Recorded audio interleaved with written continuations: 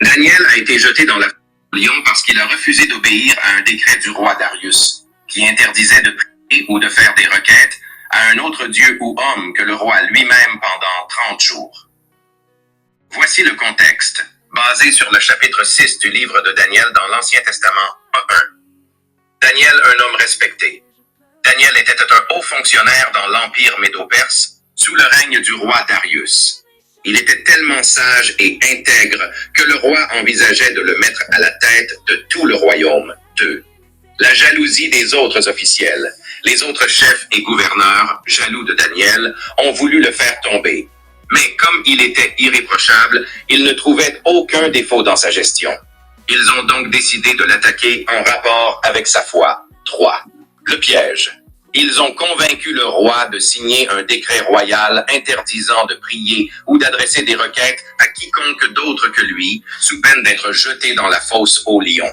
Sachant que Daniel priait son Dieu 3 fois par jour, ils comptaient le piéger de cette façon. 4.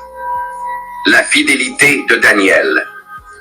Daniel a continué à prier Dieu malgré le décret. Ses ennemis l'ont surpris en train de prier et l'ont dénoncé au roi. 5. Le roi, obligé d'appliquer la loi. Bien que Darius aimait Daniel et ne voulait pas lui faire de mal, il ne pouvait revenir sur sa loi, selon les règles des Mèdes et des Perses. Il a donc dû faire jeter Daniel dans la fosse aux lions. 6. Le miracle. Dieu a protégé Daniel. Il a envoyé un ange qui a fermé la gueule des lions. Le lendemain matin, le roi est venu en courant, espérant que Daniel avait survécu. Et Daniel était vivant. 7. La justice rendue. Le roi Darius a alors fait jeter les ennemis de Daniel dans la fosse et ils ont été dévorés par les lions. Ensuite, il a proclamé que tous devaient honorer le Dieu de Daniel. Résumé. Daniel a été jeté dans la fosse aux lions parce qu'il est resté fidèle à Dieu, même quand une loi humaine allait contre sa foi.